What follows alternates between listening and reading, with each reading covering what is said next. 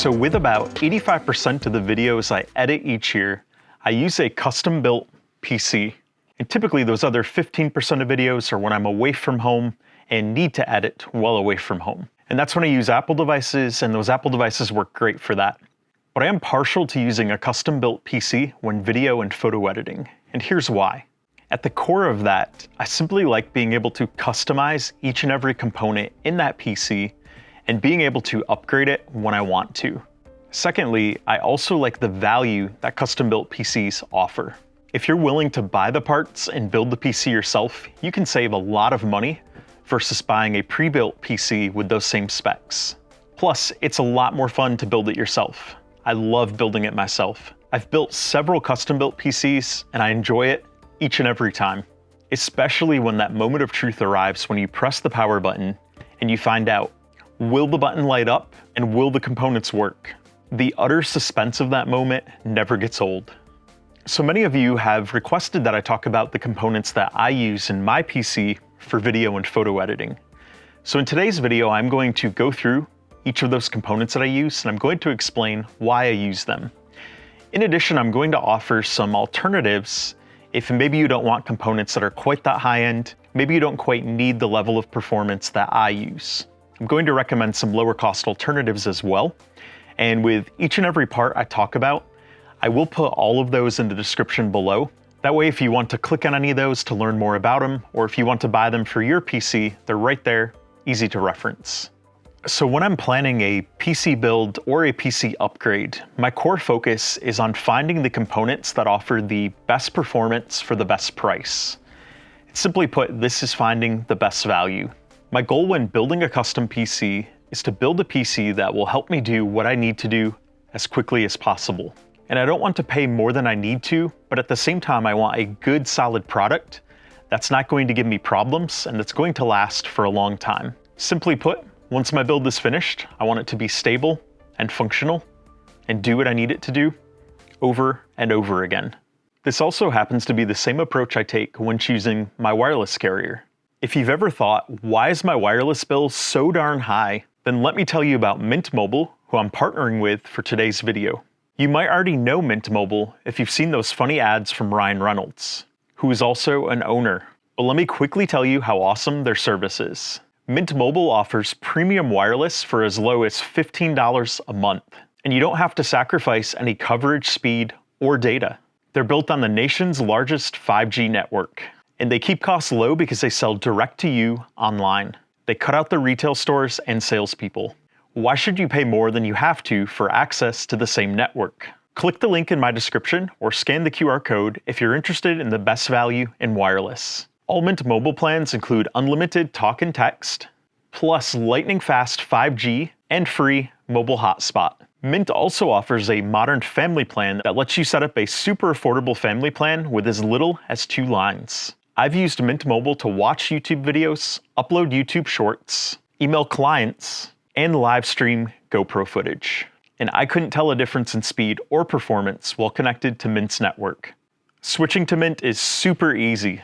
Thanks to their digital eSIM cards, you can sign up and activate immediately right on your phone from the comfort of your home. And if your phone isn't eSIM compatible, Mint will ship you a new SIM card for free. It only takes about 15 minutes to switch, and Mint has great customer service if you need help. When I made the switch to Mint, I had Mint Mobile activated on my iPhone in about 10 minutes. I found this to be the easiest and smoothest mobile carrier switch I've ever made. And now, as an extra special offer for my channel, if you sign up before July 14th, 2023, using my link, you can get their unlimited plan, which is normally $30 a month, for just $15 a month. That's a 50% savings off their already super low price. It only takes 15 minutes to pay as low as $15 a month for your phone plan. It really is that simple. Use my link mintmobile.com/GDFH to get started, or click the link in my description or scan my QR code. It helps out my channel. And if you've already made the switch, let me know in the comments. All right, let's dive into my custom PC, and I'm going to show you each and every component that I use to build that PC. And I'm going to talk about why I made some of the choices I made, and I'm also going to talk about some alternatives if you don't need quite the specs that I have.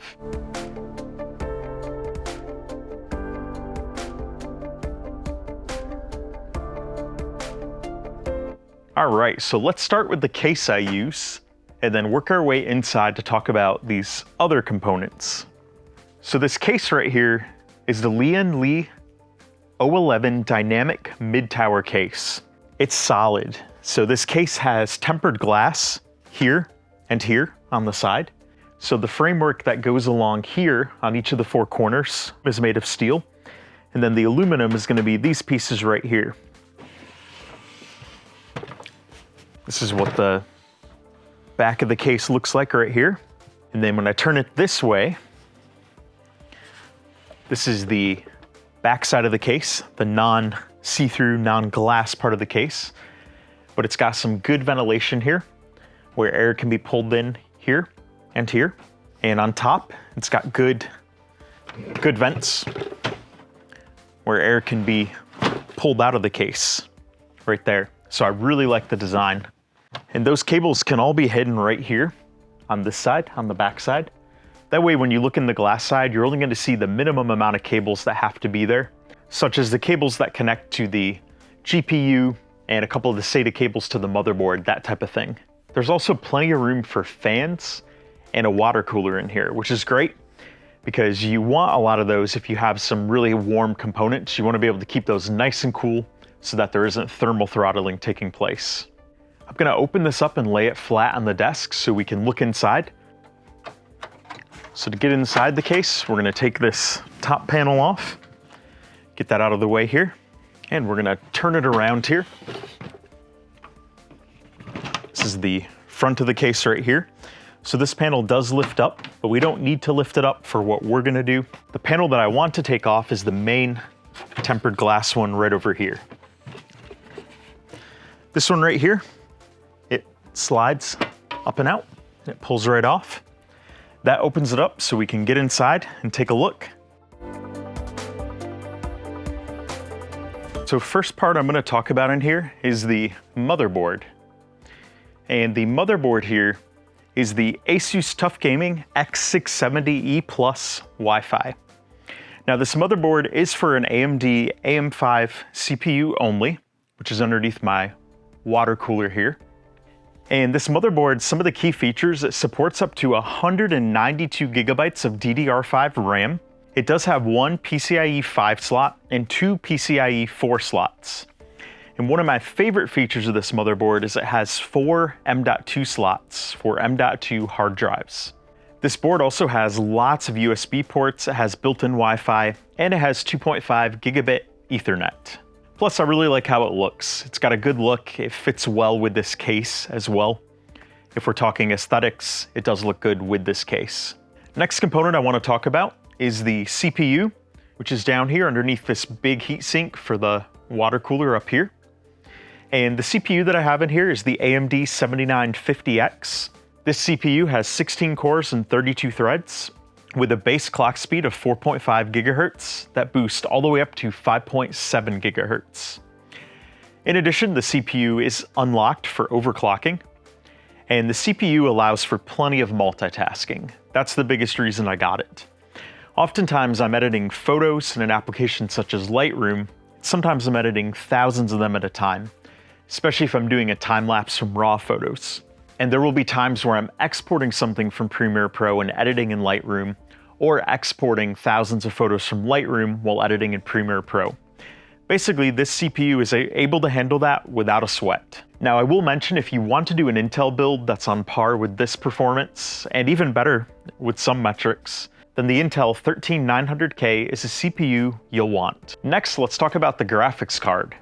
So the graphics card I have in here is the EVGA GeForce RTX 3090 Ti.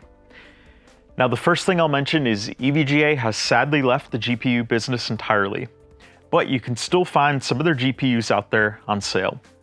I was fortunate to pick up the 3090 Ti when EVGA had briefly dropped the price to $1,000. I was able to grab one from their website when they were clearing these out, and that is a fabulous price for this card at the time. Now there of course is a newer gen of the RTX cards now, the RTX 4000 series. And if you need a powerhouse GPU like this, check out the RTX 4080 or the RTX 4090 if you want the best. Now the RTX 4080 is basically able to outperform the 3090 Ti in many measurements, but the 3090 Ti does still have more video RAM. This card here has a whopping 24 gigabytes of video RAM, and that can come in useful with a lot of applications depending on what you're doing. But if you do want the 4090, you can pick it up for approximately $1,600, depending if you get the Founders Edition or if you get a third-party one like this one. Now, for photo and video editing, CPU performance typically matters more than GPU performance unless you're using a program such as After Effects or doing lots of fancy video effects. That can take a little more render power. Otherwise, CPU is still going to be what benefits you the most. So if you have to choose between which component to put more money into, I would put more money into the CPU. And you could pick up a GPU such as the 4070 or 4070 Ti for a great value, and it would still probably give you the performance you need for most use cases. Next, let's talk about the RAM. So in here, I have 128 gigabytes of Corsair Vengeance DDR5 5200 megahertz RAM.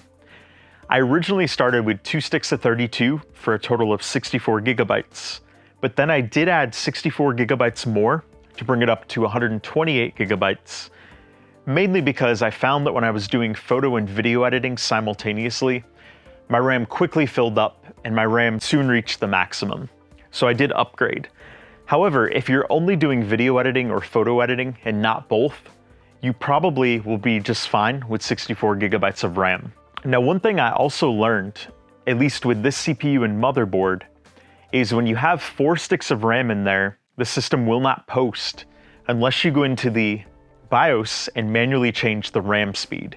With DDR5, when you have 4 sticks in here, it cannot support as fast of a speed. You do have to slow down that speed a little bit. So that is important to note. In other words, you cannot run it at the 5200 megahertz. You do have to lower it. If I recall correctly, I believe I had to put it to about 3600 megahertz. But because of the way DDR5 RAM is designed, that's really not a big deal. And it doesn't really affect performance in a meaningful way. So I won't get into all the technicalities of that, but it's not a big deal. It's a little bit of a pain. But if you do happen to get a combination of components here with DDR5 RAM and you use 4 sticks, do keep that in mind. The next component in here, which you can't see right now, but it's down behind here, is the power supply. Now the power supply in here is the EVGA 1300 watt gold. I love the EVGA power supplies. A lot of them have a 10-year warranty, and EVGA has been great about standing by their warranty in the rare times I've had any issues with their stuff in the past. Now, I didn't have to have 1300 watts. Sure, the CPU and this GPU and a few other components do draw quite a bit of power, but I probably could have been just fine with an 850 watt GPU. However, at some point in the next year or so, I may be upgrading the GPU, and I could be upgrading to the 4090, or maybe by the time I upgrade, there'll be the RTX 5000 series, when I might be upgrading to the 5090. So what I wanted to do with that power supply is I wanted to future-proof it. That power supply will hopefully last me for 10 years, or maybe longer. So I wanted to get plenty of power so that I could upgrade components and not have to worry about swapping that out. I did get a good sale on that at the time I bought it. The price was about $120, which makes me wonder if it was a pricing mistake at the time I bought that power supply. But regardless, it was a fabulous deal. You may still be able to get that price from time to time, so keep an eye out. But like I said, you could get by with probably an 850 watt power supply if you had similar components in here, and you'd probably be just fine. But if you do want to future-proof, keep that in mind. Next, let's talk about the hard drives down in here. So you can't see the hard drives because they're behind the heat shields. However, I do have 3 NVMe drives in there. You might ask, why do you have 3 NVMe drives? Well, let me explain. The first drive I have is a 2 terabyte Western Digital Black SN850X. And this is the drive I run my operating system on. So I run Windows 11 on here. And that drive has read speeds up to 7,300 megabytes per second, which is blazing fast. So first of all, I want my OS to be running on a drive where I don't have to worry about performance and something bottlenecking. The second drive I have is another 2 terabyte Western Digital Black SN850X. So it's an identical drive, and this is the drive that I put my video files on when editing them. And so what I do is I have the files on there while I'm editing, and I find that that results in better performance versus having those files on the same drive as the operating system. So it's a good idea. I really like having that extra drive for that. And then my third drive is a 1 terabyte Western Digital 850X. What I use that drive for is if I'm editing photos at the same time as videos, I do the photos on that drive. That way the operating system drive is accessing one drive for the photos and a different drive for the video files. Now I will note, these are Gen 4 drives, and there are faster drives out now, so these are not the fastest of the fast. But I got these drives for a pretty good price when Western Digital was clearing them out to make way for the newest gen of drives. So the prices dropped dramatically on those in just the last couple months here. In fact, those drives are my newest upgrade in this computer. I got a bunch of them at the time. And of course, if you're not doing photo and video editing at the same time, or only doing one or the other, you could easily get by with 2 NVMe drives. You don't need a third. Next, let's talk about my water cooler up here. So this water cooler is a beast. It is the Corsair iQ H150i. It is an all-in-one 360 millimeter water cooler. So it's got the 3 fans here. They take all the heat from the CPU and they run it up through the radiator here, and these fans are pushing that air out.